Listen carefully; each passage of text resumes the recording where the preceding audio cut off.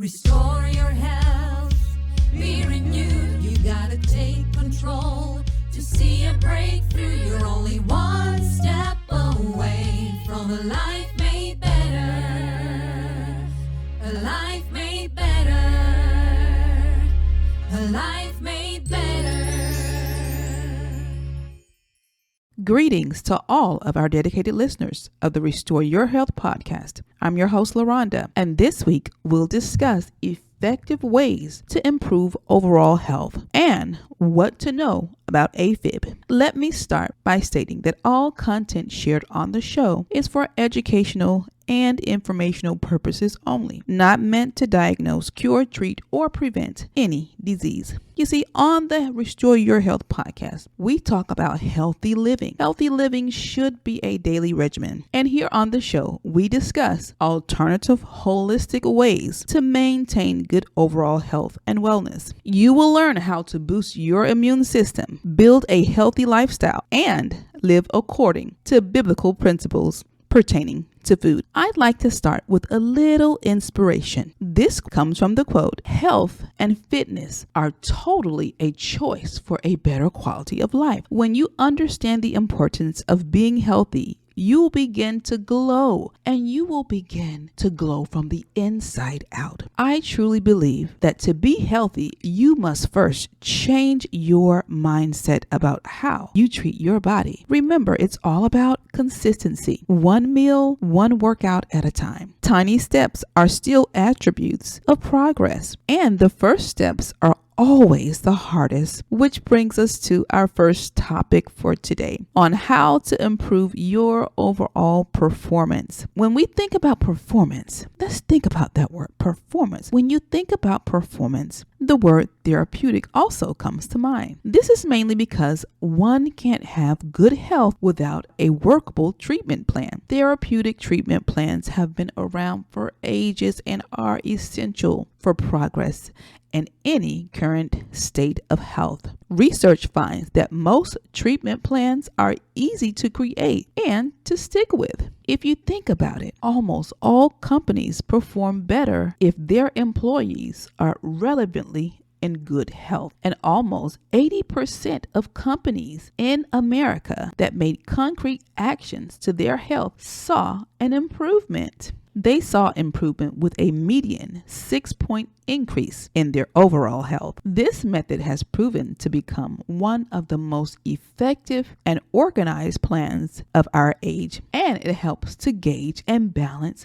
short-term and long-term performances for their staff. But not only have companies across the nation seen this improvement, also our retired and our baby boomers. These are companies that have worked on the health of their employees. These same companies that have worked on their health also have seen improvement with longitudinal evidence and redoubles our conviction. And it's also found that not only the achievement in their well-being in as little as 6 to 12 months time, they've seen a tangible performance gain and going from good to great initiatives. So what does that mean? What does that mean for you and I? Well, if you develop a workable treatment plan, it means less time spent in the doctor's office and more time enjoying your life. The bottom line is this. If you don't plan to be healthy, you probably won't be. So therefore, let's create a plan that works for your individual needs and it fits your schedule. I want you to think about planned, organized health assessments. Planned, organized health assessments to provide longevity and stability to your life. You see, the human body was made up of differing components. Our body was made up of these components to help our body function well. And the main components are, of course, your organs, your immune function, okay? And in which these two work together to help the body perform the anatomy of the human body, from the cardiovascular system to the muscles, to your stomach, your lungs, your veins, your lymph nodes, and your psychological mind are just a few to consider. Let's discuss how these can drastically impact your overall health. For instance, The heart is a muscular organ that pumps blood throughout the body via the circulatory system. It's around the size of a small fist. Okay, so think about that. A small fist nestled in between your lungs, and it's surrounded by the pericardium. Okay, it's a major component of your heart. Also, the liver consists of two lobes, the largest internal organ located in the right portion of the abdomen, and it's right beneath the diaphragm. Okay, it's responsible for a wide range of metabolic functions, including the blood purification, producing bile, and storing energy in the form of glycogen. And of course, the stomach, where the immune system is housed, located on the left side of the upper abdomen. It receives food from the esophagus, and it secretes acids and enzymes that help to digest food when it passes. Okay, so through the stomach, just shorten it up a little bit, say through the stomach, the small intestine, right? That's how it all works, where the food is absorbed and digested. Think about that. All these organs have a job to do. Each organ in the body has a job to do. All right. So I hope that helped you. Next, we'll also discuss what to know about AFib and how to manage it. If you've ever felt like your heart was racing too fast, like it was fluttering or skipping a beat, chances are you may have experienced AFib. Did you know that sometimes when you feel dizzy and fatigued, you feel shortness of breath, all of these are symptoms of AFib. And if you've already experienced this, you probably experienced AFib. And if so, you may have, okay? AFib is a common condition that could drastically increase your risk of stroke. So it's important to find out and know all about it. A complex condition that has affected more people in the U.S. And the more educated you are about it, the better you can protect your health. Okay, so let's get educated about it. Research finds at Harvard Health that managing AFib, okay, AFib stands for atrial fibrillation. It can prevent stroke. Okay, it's simply put, AFib is a malfunction of the heart. It's a malfunction of the heart's timing system or the sinus rhythm. Okay, let's say that again. AFib is a malfunction of the heart's timing system or the sinus rhythm. When the heart is beating normally, the atrial chambers at the top contract and relax at steady, regular intervals. If someone has AFib, the atrial beat, it starts to beat erratically and it starts to beat too fast. The quivering motion means that ventricles, the lower chamber of the heart, don't fill with blood effectively. Okay, so let's talk about some proven ways to improve this. So some proven ways to improve this irregular heart function are to take natural blood thinners. If you're experiencing this, try to incorporate natural blood thinners. Things like garlic, aside from, of course, giving your food or sauce a kick. Garlic has been known to be one of the best blood thinners. Garlic helps to prevent the formation of blood clots. That's right, garlic. So you can buy garlic in the store. Okay, it can be the very thing to help you prevent a heart attack. Garlic plays a role in helping to limit platelet aggregation. Okay, so get you some garlic. The next natural blood thinner on our list is vitamin E. It plays a role in helping to prevent blood clots by thinning the blood. Vitamin E reduces the blood clotting in many ways. Foods can contain vitamin E like almonds, safflower oil, sunflower oil, spinach, peanut butter, and whole grains. Yes, so if you don't like taking supplements, get the vitamin E out of your foods. Okay, so if you're taking a high dose vitamin E supplement, make sure to avoid interactions with the traditional medicines like aspirin, okay, because vitamin E is a natural blood thinner. You don't want to take vitamin E and then be taking an aspirin at the same time, okay, so just take note of that. Our next natural blood thinner on our list is turmeric. Turmeric is a culinary spice known to flavor food. It is also good for thinning the blood with an anticoagulant properties.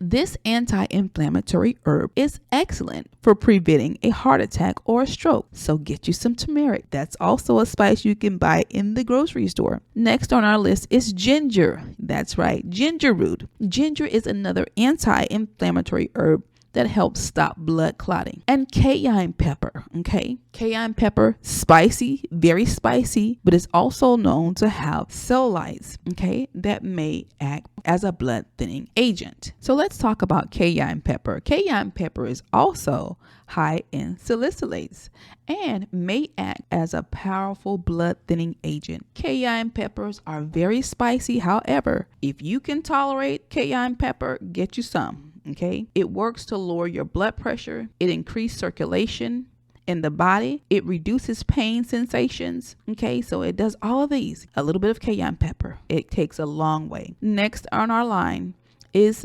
ginkgo biloba. Ginkgo biloba is a Chinese medicine. It's been used for ancient of years in Chinese medicine. The ginkgo biloba comes from the ginkgo biloba tree. That's right. This herbal supplement is widely used in the United States and in Europe. Ginkgo biloba may also block thrombin, an enzyme that causes blood clotting in the body. Okay, so guys, remember that name, ginkgo biloba. All right, next on our list is grapeseed extract. Grapeseed extract is another active agent used to block blood clotting. It has great potential for several heart and blood conditions. It may also help to prevent blood pressure. Okay, so if you have high blood pressure, get you some grape seed extract. Okay, it helps to reduce your blood pressure. And if you're about to have an operation, make sure that you stop taking these natural blood thinners before your surgery. Okay, because all of these on our list are, like we said, are natural blood thinners, and they do just that. So you don't want to be taking that and then, having a surgery before that. So speak to your physician, let them know that what you're taking, and then stop taking these before, if you're having some type of surgery. Okay. In addition to this, because of the effects of grapeseed extract, research at the National Center for Complementary and Integrative Health suggests that certain people cannot take grapeseed extract. So that's right. Everybody can't take it. Know who can and who can't. Okay. So check with your physician. Let them know if you want to start taking the natural blood thinners and, if you're a good candidate for grapeseed extract. Next on our list, we'll talk about feverfew. Now, feverfew is another natural herb that helps prevent migraines. It's one of those natural herbs that we don't talk about a lot. Feverfew helps with rheumatoid arthritis. It helps with a lot of things, okay, along with dong quai. Dong quai is also a female ginseng, okay. This Chinese herb is used to reduce blood clotting, and it helps along with the other herbs like feverfew. And then, of course, we have on our list aloe. Aloe from the aloe plant has been around for decades and used for both topically and as a dietary supplement. Aloe is another supplement that's been used for ancient of years in conditions like inflammation, constipation, diabetes, and because it contains cellulites, it also helps to thin the blood. So it's been used as a blood thinner. Okay. You want to try some of these natural medicines to help improve your heart health and your overall well-being. Okay. So those are our list of natural blood thinners that you can use right now from your kitchen table, or, you can get them from your grocery store, from your herb stores, from your food stores, wherever you shop. Most of these places sell these natural blood thinners. If you like to know more about how the body can naturally heal itself with the help of natural medicine, plants, herbs, and natural supplements, purchase my book, Live, Sleep, and Eat Well, available on Amazon and in other bookstores. The link will be in the chat box below. If you like to support our show, you can also get a complete guide to eating. Okay, we have an eating plan. Okay, a complete guide to eating. You can donate to our Patreon page at Restore Your Health Podcast Show with Laronda Dawson. So you want to click on the Patreon and go to Restore Your Health Podcast with Laronda Dawson, and it will pull up and you'll see what we have. You can join. We share different things there. When we go on tours, we share secrets to herbal medicines and all types of things like that. Things that are healthy for the body, what we all should be doing to keep our health up, and different ways of exercise. We talk about the traditional way of exercise, but there are different ways you can exercise too. You can walk, of course, that's the traditional way, but then you can do gardening, outside work, all that stuff, house cleaning, all that. The body is in motion. Okay. You're working the muscles. But of course, if you want to get a more, stringent exercise, you want to hit the gym. Okay. You want to go to a gym, or you want to, do some cardio at home, some weightlifting and some of those things. If you want to see some, some real stringent or fast results, you want to do those. Okay. So you want to join your gym, you can do that and you can get a full workout. But if you don't want to do that, you can very well do yard work, gardening, all of these different things, being creative about how you do your workout. But just get exercise, housework. You're moving around, you're doing things. Just be creative, but continue to keep the body in motion, because our body was meant to move. All right. You may also follow us, stay connected with us. Follow us on our YouTube page. Okay. We have updates of events for the Restore Your Health Podcast, tours, and things that we're doing yearly. Okay. You can follow us here, where we focus on healthy eating regimens, taking care of our body, doing self-care, taking care of our health, our mental health, farming, and how to maintain a healthier lifestyle. Okay. And sometimes that means you need to step away. If things aren't going the way you want them to, step away, do a self-evaluation, and then go back and do things that you know that you need. Go ahead and make the adjustments to do what you need to do. Okay. That's for everybody. Now, if you'd like to support or give a monetary donation, you can give to our Cash App at $Laronda Dawson at Patreon. Okay, on our Patreon page, we've already provided that at the Restore Your Health Podcast show with Laronda Dawson. You can give via PayPal on our PayPal, and also you can give on our website. Those are all the ways that you can give to support the Restore Your Health Podcast. Well, that concludes this week's episode of the Restore Your Health Podcast with Laronda Dawson. Until next week, have an amazing week, everyone. Restore your health, be renewed. You gotta take control to see a breakthrough. You're only one step away from a life made better. A life made better. A life made better.